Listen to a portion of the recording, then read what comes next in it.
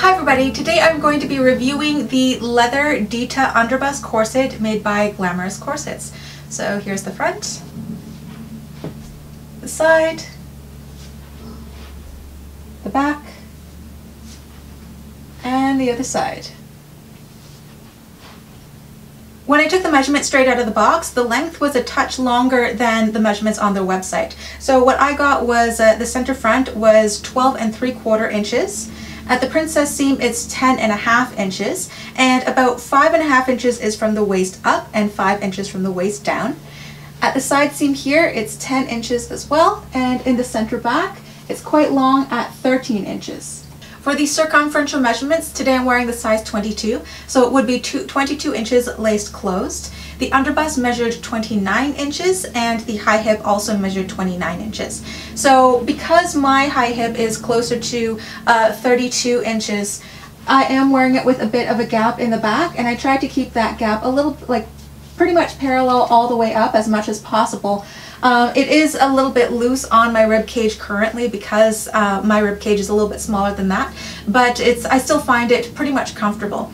The hip here actually goes above the iliac crest. It's quite high over the hip here. But I would recommend this corset for somebody who has a rib cage and hips that are pretty much the same size. Say if you are an athletic person and you have a very low amount of body fat, if you have like a more narrow pelvis and more developed lats, for instance, this is a type of corset that might fit you, as opposed to trying to fit into corsets that are much bigger in the hip and smaller in the rib cage. So if you're the type of person who is built relatively straight up and down, your rib cage and your high hips are pretty much the same size, this would be one of the few corsets out there that might fit you.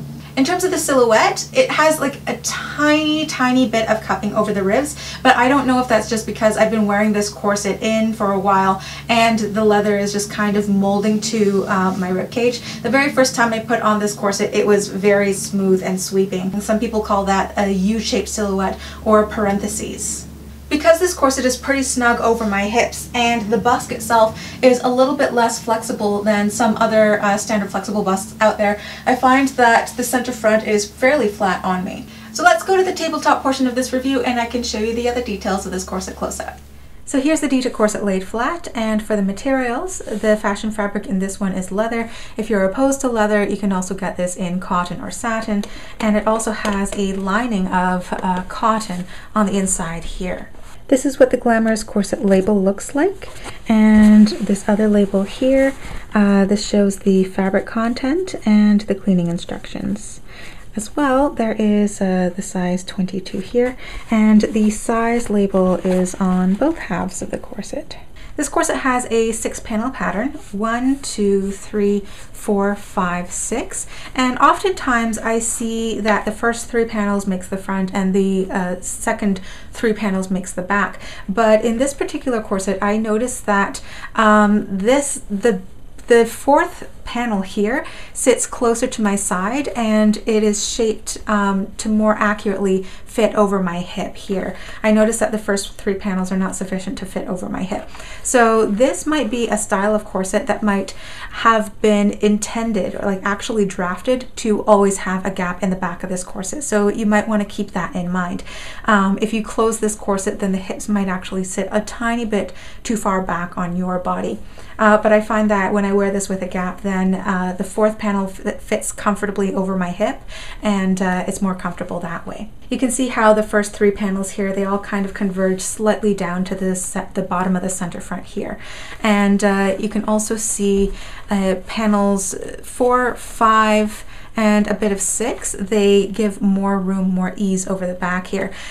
This comes down, so as it's giving more ease and also coming down, I find that it curves pretty well over my tailbone here. But if you have exaggerated lumbar lordosis, or if you have a shelf bone, you might need to just gently flex or bend the bones in the back here so that it curves with your natural curve in the back. This corset was constructed using the welt seam method. So instead of of the fashion fabric all being assembled together and then the lining all being assembled together and then putting them wrong sides together.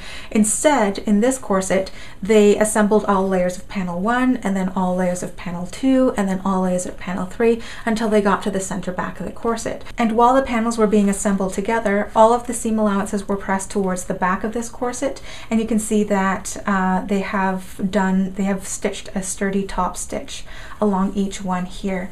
And since this corset is double boned on the seams and all the seam allowances are pressed towards one side of the seam, you'll notice that the bone that's in the channel with all the seam allowances is a little bit bulkier than the boning channel that has no seam allowances in it. So just keep that in mind. It's because of the construction method. It's not really a flaw per se. It's just the way that this corset was assembled. You might be able to see the faint outline of the waist tape here. It's 1 inch wide and it's invisibly stitched between the layers. And I can see that it starts at the very center front here by the busk and it goes all the way back to the end of panel 5 here.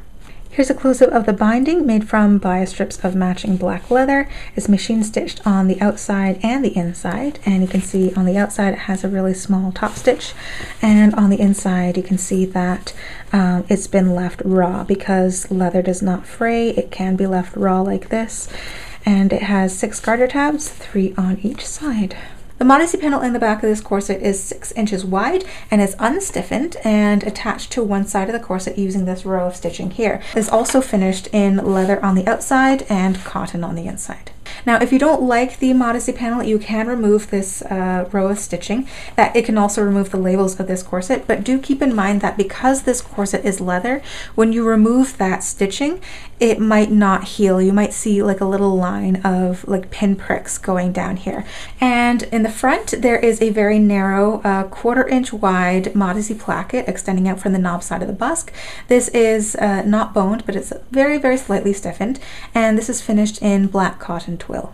The busk in this corset is pretty long. It's 11.5 inches long and it has 5 loops and pins with the last 2 a little bit closer together. It is a tiny bit wider than 1/2 inch on each side, and it is slightly more rigid compared to some other standard flexible busks that I have tried in other corsets. There are a total of 24 bones in this corset, 12 on each side, not including the center front busk here. So it's double boned on the seams with 1/4 inch wide spiral steel bones. You can see that they all attract my magnet here. And in the center back here, there are 2 flat steel bones. And you'll notice that they attract my magnet much less. This is because when I opened up some of the earlier Glamorous Corsets that I have had before, they are actually made from stainless steel as opposed to the white coated steel. So stainless steel often has a lower iron content to prevent rusting, so it's not quite as ferrous. So it would be expected that it would not really strongly attract the magnet compared to steel that has a higher iron content. And same with the center front busk here. You can see that it doesn't really attract my magnet as strongly as the bones in the middle here because the center front busk is stainless as well, I believe. This corset has a total of 24 grommets, 12 on each side. They are sized 00 with a small to medium flange around them and finished in silver. They all seem to be holding in pretty well. Did I mention that they're equidistantly spaced? They all seem to be holding well at this point. And here is the underside of the grommets. You can see big washers present, which is a good sign. Most of these have rolled really nicely. A couple splits here and there, but they don't catch on the laces. And yeah, I don't see any damage around the grommets here. And the laces in the back of this corset are your standard workhorse 1/4 inch wide black nylon shoelace style lacing. They do have some spring to them, but that stretches out over time. These are very difficult to snap or break the way that some cotton laces might, for instance. They go through the grommets pretty well, they hold the knots and bows pretty securely, and they are definitely long enough. The Dita Underbust corset is available from 18 inches closed waist up to 40 inches closed waist.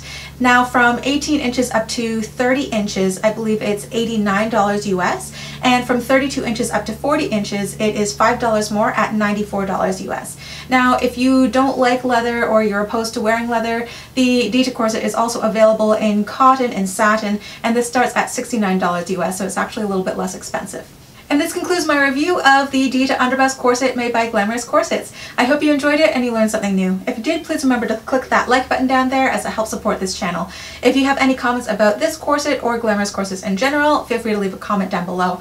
I'd be happy to answer your questions or forward your questions over to Rachel of Glamorous Corsets.